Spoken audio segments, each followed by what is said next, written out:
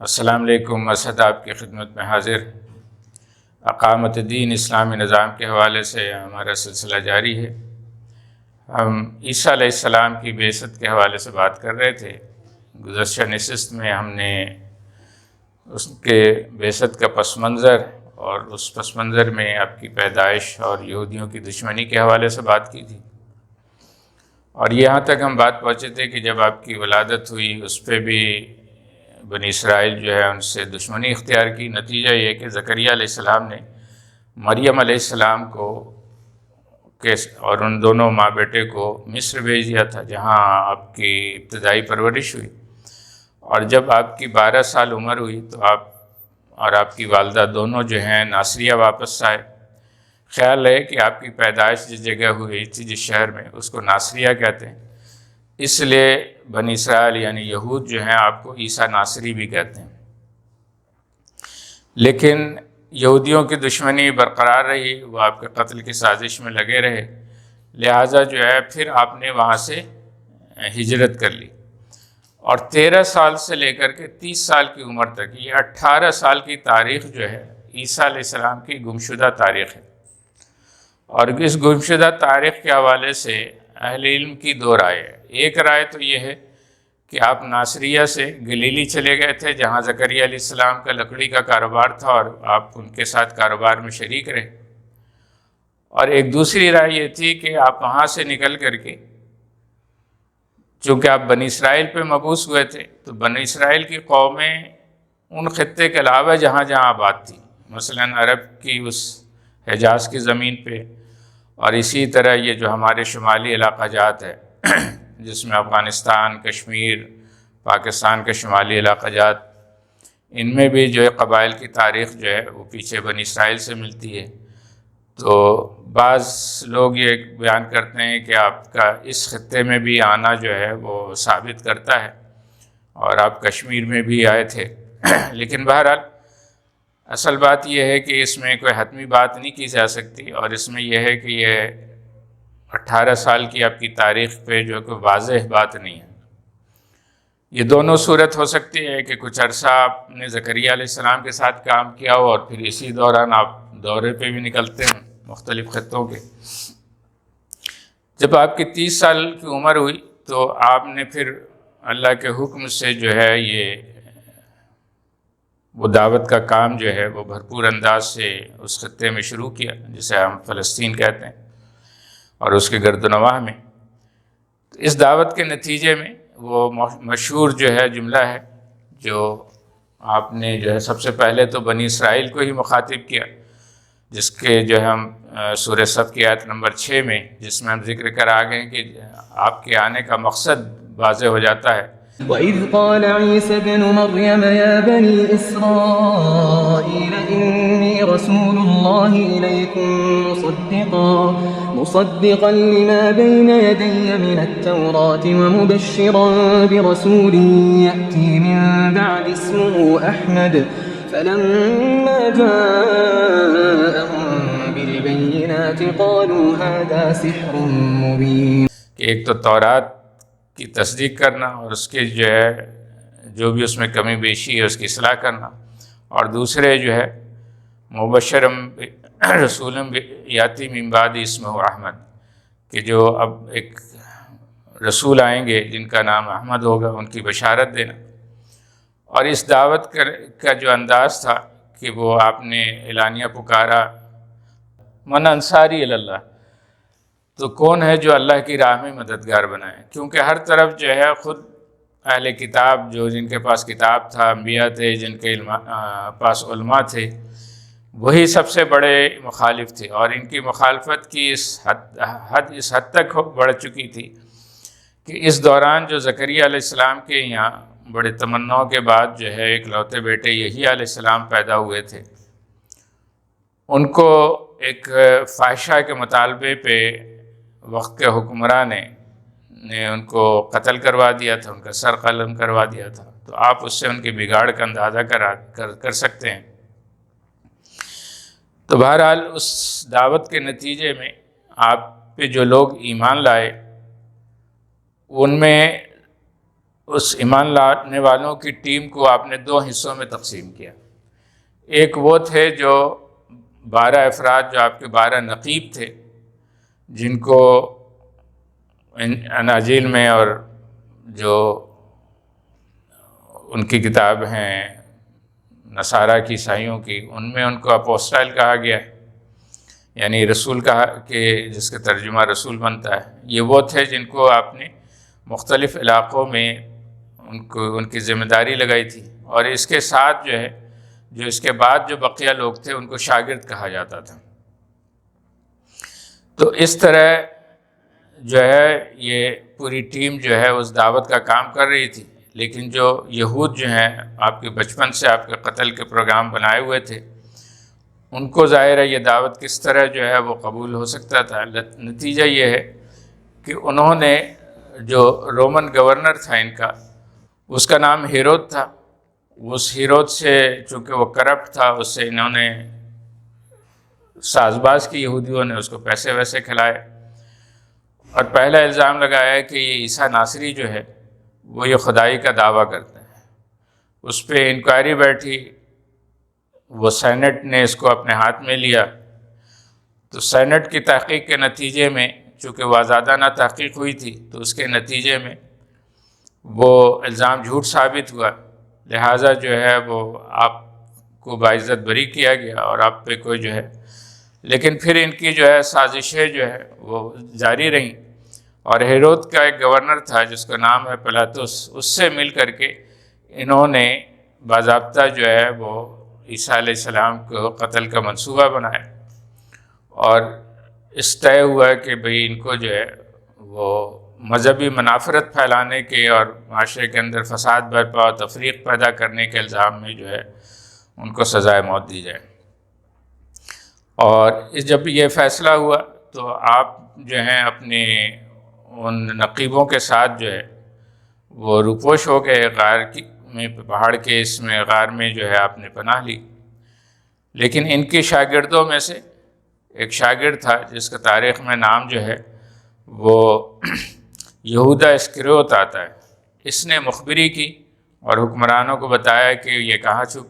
جو ہے روپوش ہیں، لہٰذا وہاں چھاپا پڑا اور ان لوگوں کو گرفتار کیا گیا۔ یہاں چونکہ یہ لوگ غار میں تھے تو غار میں ہونے کی وجہ سے ظاہر تاریکی تھی، اور وہ حکمراں کے جو پولیس اور ان کا جو عملہ تھا وہ ظاہر ہے کہ وہ ہر ایک کو اس طرح نمایاں طور پر نہیں پہچان پا رہا تھا۔ اللہ تبارک و تعالیٰ نے اس جو مخبر تھا جس نے غداری کی تھی، یہودا اسکریوت، اس کی شکل اللہ تبارک و تعالیٰ نے عیسیٰ علیہ السلام سے مشابہ کر دی، اور عیسیٰ علیہ السلام کو وہاں سے بحفاظت نکال لیا۔ اللہ تبارک و تعالیٰ نے کہا وما قتلوا وما صلبوا ولکن شبہ لہم، تو یہ شبہ جو ہے ان کو پیدا ہوا، اور اسی یہودا اسکریوت کو انہوں نے عیسیٰ ناصری سمجھتے ہوئے صلیب پہ چڑھا دیا۔ اللہ تبارک و تعالیٰ نے آپ سے وعدہ کیا تھا کہ ہم تمہیں اٹھا لیں گے، اور وہ بحفاظت جو ہے ان کو اٹھا لیا گیا۔ اور چونکہ آپ کو سزائے موت اور ساری چیزیں کی جو بنیاد اصل میں تھی وہ یہی تھی کہ یہود جو ہیں وہ آخری نجات دہندہ، آخری مسیح کے انتظار میں تھے، اور اس آخری مسیح یعنی محمد رسول اللہ صلی اللہ علیہ وسلم کی بشارت دینے کے لیے عیسیٰ علیہ السلام مبعوث ہوئے تھے۔ تورات اور اس کے بعد کی جو اصلاح ہے وہ بھی مقصد یہی تھا کہ یہودیوں کے اندر اصلاح پیدا ہو جائے، اور دوسری قوموں سے بڑھ کر کے وہ یہ آگے بڑھ کر کے محمد رسول اللہ صلی اللہ علیہ وسلم کا استقبال کریں۔ یہی وجہ ہے کہ جب نبی اکرم صلی اللہ علیہ وسلم نے دعوت شروع کی اور یثرب تشریف لائے اور یہودیوں نے مخالفت شروع کی، تو اللہ تعالیٰ نے ان کو مخاطب کر کے کہا وَلَا تَكُونُوا أَوَّلَ كَافِرٍ بِهِ، تم جو ہے انکار کرنے والوں میں پہل کرنے والے نہ بنو۔ تو اللہ کا تو یہ احسان تھا ان پہ کہ اللہ تعالیٰ نے ان کو باخبر کیا تھا، لیکن ان کی دشمنی جاری رہی۔ اللہ تعالیٰ نے عیسیٰ علیہ السلام کو چونکہ بحفاظت اٹھا لیا، اب ان کی دلیل اور جو ہمارے یہاں اہل سنت کے یہاں اور اہل تشیعوں کے یہاں بھی جو عیسیٰ علیہ السلام کے دوبارہ نزول کا جو واقعہ بیان کیا جاتا ہے، اس کے پس منظر میں یہی تھیوری ہے کہ اصل میں تو وہ آخری مسیح، آخری نجات دہندہ تو رسول اللہ صلی اللہ علیہ وسلم آ کے چلے گئے۔ اب ان کی سزا یہ ہے کہ ان کو جو ہے کوئی رسول دینے کے بجائے وہ ان کو وہ فسادی دیا جائے جو ان کے مزاج کے مطابق ہے، جس کو دجال کہا گیا ہے۔ تو یہ دجال ہی آئے گا اور ان کا جو فتنہ پرور مزاج ہے، ان کا جو فسادی مزاج ہے، یہ اس دجال کو خوش آمدید کہیں گے۔ لیکن جس مسیح کے چکر میں انہوں نے عیسیٰ علیہ السلام کو جو ہے قتل کرنے کی سازش کی تھی، اسی عیسیٰ علیہ السلام کے ذریعے جو ہے اللہ تعالیٰ اس دجال کو قتل کروائیں گے۔ یہ اصل میں وہ پوری فلسفی ہے جس پہ بڑی بڑی تقریریں اور بڑی بڑی کتابیں لکھی جاتی ہیں، کوئی اس کو مانتا ہے، کوئی اس کا انکار کرتا ہے۔ بہرحال اس کے بعد جو ہے عیسیٰ علیہ السلام کے جو پیروکار تھے، جو جنہیں اللہ تعالیٰ نے نصارہ کہا، جسے حواری بھی کہا جاتا ہے، اس واقعے کے بعد ان پر جو ہے زمین بہت تنگ ہو گئی۔ اور اس میں جو ہے ایک بڑا واقعہ، دو بڑے واقعات تو خود قرآن میں ہوئے ہیں، ایک اصحاب کہف کا کہ کس طرح جو ہے ان پہ زمین تنگ کی گئی اور انہیں اپنے ایمان بچانے کے لیے غار میں جا کے سونا پڑا، جنہیں 7 سلیپر کہا جاتا ہے۔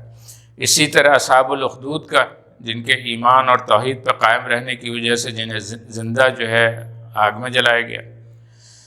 اسی طرح ایک تیسرا واقعہ ہے جو قرآن میں تو مذکور نہیں ہے لیکن تاریخ میں مذکور ہے، البتہ جو ہے ہمارے یہاں اس پہ تفصیلاً بات نہیں ہوتی، بلکہ محاورتاً ایک بات کی جاتی ہے کہ جب روم جل رہا تھا تو نیرو بانسری بجا رہا تھا۔ تو روم کیوں جل رہا تھا؟ وہ اصل میں یہی یہودیوں کی سازش ہے اور نیرو کی اس بیوی کی ملی بھگت سے ہوا تھا، جنہوں نے ان نصارہ کو سزا دینے کے لیے اور نیرو کے ہاتھوں قتل کروانے کے لیے یہ ڈرامہ رچایا تھا کہ جولائی کے مہینے میں جب نیرو جو ہے وہ یونان سے اٹلی کے دورے پہ گیا ہوا تھا، تو انہوں نے روم کے شہر میں جو ہے رات کے وقت ان کی بازاروں میں آگ لگوا دی، جس کی وجہ سے تقریباً 14 ضلعوں میں جو ہے وہ یہ آگ پھیلی اور پوری مارکیٹ اور مکانات اور بازار جل کے راکھ ہو گئے۔ اور جب اس کی نیرو اس آگ کی خبر سن کر کے واپس لوٹا تو جو ہے وہ انہوں نے سب نے یک زبان ہو کر کے کہا کہ یہ عیسیٰ ناصری کے پیروکار ہیں جو نیا مذہب لے کے اٹھے ہیں۔ تو ان کے خلاف جو ہے بہت زبردست کریک ڈاؤن ہوا اور ان کو جو ہے پہاڑوں میں، غاروں میں اور دور دراز علاقوں میں چھپنا پڑا۔ تو ان کے لیے سہارے کی جو ہے وہ ایک ہی بات تھی کہ جو عیسیٰ علیہ السلام نے کہا تھا کہ جو حق بات کہنے سے تم جو ہے تنہائی میں بھی ڈرتے ہو، ایک وقت آئے گا کہ یہ اعلانیہ سر دربار جو ہے یہ حق تسلیم کیا جائے گا۔ پھر ہم دیکھتے ہیں کہ تاریخ میں پھر یہ اس کو تقریباً جو ہے 200 سے لے کے 250 سال اور مزید گزرتے ہیں، اور سر 300 عیسوی میں سب سے پہلے آرمینیا کی ریاست نے جو ہے وہ اس عیسیٰ علیہ السلام کی پوری شریعت کو، میں تورات اور انجیل کو ریاست کے مذہب کے طور پہ قبول کیا۔ اس طرح جو ہے عیسیٰ علیہ السلام کی شریعت جو ہے، جس میں موسیٰ علیہ السلام کی تورات شامل تھی، وہ پورا آرمینیا پہ اس کے جو ہے چند سالوں بعد یعنی تقریباً 319 میں جو ہے یہ جارجیا میں ہوا،